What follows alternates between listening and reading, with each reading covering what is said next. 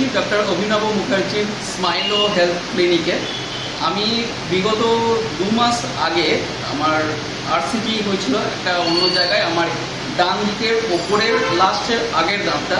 কিন্তু আরসিটির পর থেকেও আমার প্রচণ্ড যন্ত্রণা হতে থাকে এবং আমি বিভিন্ন জায়গায় ঘুরি এবং যেখানে আগে করিয়েছিলাম সেখানেও যাওয়ার পর তিনি বলেছিলেন যে একদমই ঠিক আছে, কিন্তু আরও কিছু জায়গায় যাওয়ার পর তারা উপদেশ দেন আমাকে দাঁতটা তুলে ফেলতে হবে। আমি যেটা লাস্ট রিসোর্ট বা লাস্ট হোপ বলতে পারি, সেটা ডাক্তার অভিনব মুখার্জি ছিলেন। ওনার কাছে আমি এসেছিলাম যে লাস্টলি যদি কিছু করা যায়, যদি না তুলে, কারণ আমি দাঁতটা রাখার পক্ষপাতী ছিলেন। তো উনি সব রকমভাবে চেক আপ করার পরে উনি বললেন যে একটা চান্স আছে যেটাতে দাঁতটাকে রক্ষা করা সম্ভব।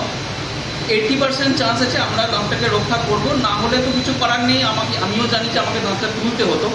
তো আলটিমেটলি তারপরে সেই দিন যেদিন আমার আরসিটি হয়, উনি এবং আরেকজন ডাক্তারবাবু দুজন মিলে প্রায় 3 থেকে 3.5 ঘন্টা আমার এই দাঁতটাকে বাঁচানোর জন্য ওরা একটা প্রয়াস করেছেন, অনেক চেষ্টা ওনারা করেছেন এবং অবিশ্বাস্যভাবে ওনারা কিন্তু ওই দাঁতটাকে বাঁচিয়েছেন। এবং আজকের দিনে আমি সম্পূর্ণভাবে সুস্থ। আমি কোনো রকম কিছু আর ফিল করছি না যে আদৌ আমার এই দাঁতটাতে কিছু ছিল।